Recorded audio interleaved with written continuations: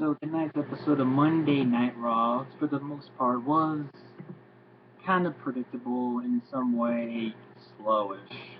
To me, it was like it's one of those episodes that it just felt like the promos itself was more entertaining, or the segments were more entertaining than the matches, because it was just kind of But other than that, we kicked off Monday Night Raw pretty interesting. You had Stephanie McMahon and Triple H coming out there with the King of Kings, with the Queen of Queens, talking about how Daniel Bryan has officially been stripped of the WWE World Heavyweight Championship. You see a video from Dr. Joseph Maroon, and he talks about how even since Daniel Bryan cannot defend it, and since he's being stripped of the title, and he's not there tonight, that at Money in the Bank there will be, what is it called? They call it like a Money in the Bank match for the WWE World Championship, which to me, it makes no sense.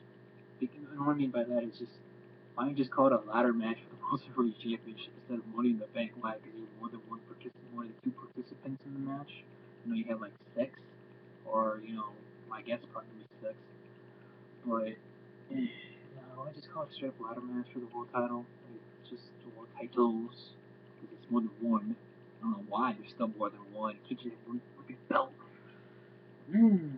Anyways, so you had a qualifying match for the Money in the Bank. Bad News Barrett, Bad News versus Sheamus. And typical Barrett Sheamus match, not too bad. But Sheamus does win with the Brogue Kick, so Sheamus will move on to compete for the WWE World Heavyweight Championship. So then you go on to later in the night, you got Zack Ryder versus Rusev. Wow, Rusev beats someone that's not African American. Wow. So yeah, Rusev wins. Lana look good. Alright, so next you got a tag team match between Ryback and Kurt Saxon. Ryback versus Goldust and his newest partner, R-Truth.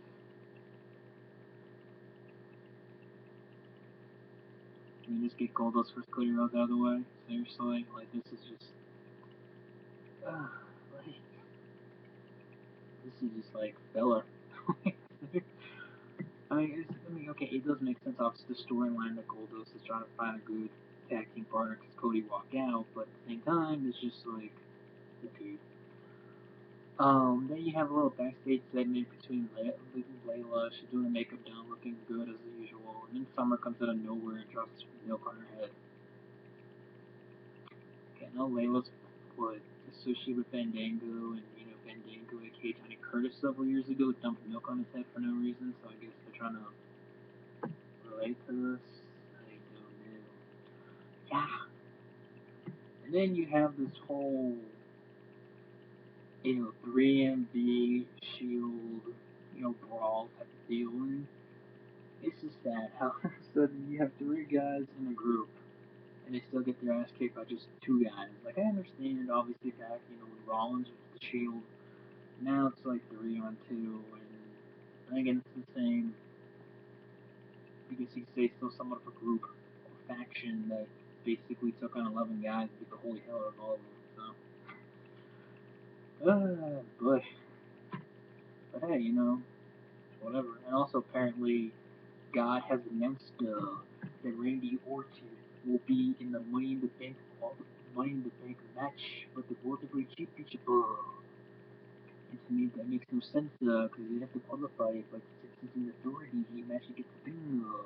Which to me, even though it doesn't make sense, it kind of makes sense because obviously you have three guys versus two guys, 3-on-2 handicap match, so that will make sense. So obviously you have Orton going for the world title, and then you have God and Rollins versus Ambrose and Reigns in a tag team match. So in that case, then that makes a lot more sense. Right? So everyone's like, oh, you're gonna add another member to me. I'm glad so far as what they are going to, but they don't need to add another member. Because then it becomes like the Nexus, it becomes like the NWO when you start adding like all these freaking random people into your faction. Just leave it to the original three, one left, keep it up to going. I mean, you didn't see Evolution, you didn't see them replace Randy Orton back in the day WWE 2004. No, they kept, even though it was just Flair, Triple H, and Batista, they still kept the original core. So they did a good job doing it with it here. So then you had the Usos versus Fandango and Damien Sandow. What was it supposed to accomplish other than Sandow looking like a complete idiot and then like Fandango looking as weak as usual? Like, I mean, yeah, it was a nice one for the Usos, but it's just like, okay, I'll stay for just a minute. In a few weeks, you're gonna have Harper and Owen for against the Usos for the tag titles. You know, why can't you do that? Too much sense, I guess. So then you get Xavier Woods versus Bo Dallas, and you guys already know how I feel about Bo Dallas. Not much to say about that, but just has an interesting character. Do I like him in the ring? No. Do I like his character? Yes, because it's funny. To me, it's kind of like comic relief in some way. Then you have another Money in the Bank qualified match against Cesaro versus Van Dam. I'm thinking, okay, well, I could see them going for RVD here, but obviously Cesaro's been, for the most part, red hot, in the last several months, and continues it here by beating RVD. So I'm thinking, okay, good. And maybe Cesaro might have some shot at going for the world title, I guess. I mean, anything is possible. I don't know. Yeah. So then you have the interview. I'm just talking about the interview. Seth Rollins being interviewed by Michael Cole in the middle of the ring. Basically, Michael Cole asking the question, why are you doing it? And Seth Rollins is kind of cool because he come up with new theme songs wearing a black suit and everything. So I was like, okay, it's not like on SmackDown when he's just still wearing his freaking Shield gear. Instead of coming out with the Shield music, coming out with God's King. But anyways, so yeah, Seth Rollins basically says that Roman Reigns is worthless, Dean Ambrose is a lunatic, the crowd's chanting "You sold out," and he calls out Roman Reigns and Dean Ambrose come out, and they come out getting ready for a fight, lights go out. Now the one and only Eric Rowan and Luke Harper both come out and start getting a brawl, and by that time Seth Rollins leaves.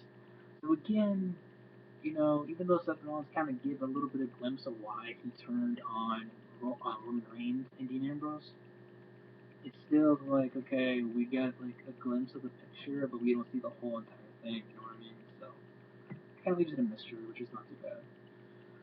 So then you have Paige versus Alicia Fox. How many freaking times are we going to see this match? I like Paige, but seriously, she's going to become like a 12-year-old that just left about a month or two ago. Like, beating everybody and their goddamn mother. It's like, come on. You just have freaking Emma turn heel or some shit and freaking face Paige and maybe start a nice good feud there. They're like best friends. They put up good matches against each other and shit. Come on, let's do that. Instead of, and I know I was kind of a fan of Alicia Fox when she went crazy. Now it's just like it's becoming too predictable. It's like you're not winning a match and you're gonna throw a tantrum. Just alright. So speaking of Emma, her former boyfriend, I guess you could say, because now all of a sudden she's not with him. God. Santino versus Jack Swagger. Swagger wins. Yeah, not much to say really. And then you move on later to the night to the six-man tag team match between John Cena, Roman Reigns, and Dean Ambrose versus the Wyatt family. And overall, not bad. Not bad. It's an alright match, decent main event. Uh, as you probably guess, Cena and Ambrose and Reigns all win. And I'm just at the, I know at the end of the match, you had Triple H, Seth Rollins backstage watching, going like, got the deal, but, what are they doing with Bray Wyatt now? That's the question. I mean, I know people say, oh, we got buried by John Cena. Oh, his career is done because John Cena buried him. Blah, blah, blah, blah. Like, I know people are about to say that, or at least they're thinking that, but it's just, where does someone like Bray Wyatt go from here? Maybe you can have him in the WWE, Money in the Bank World Title match, maybe.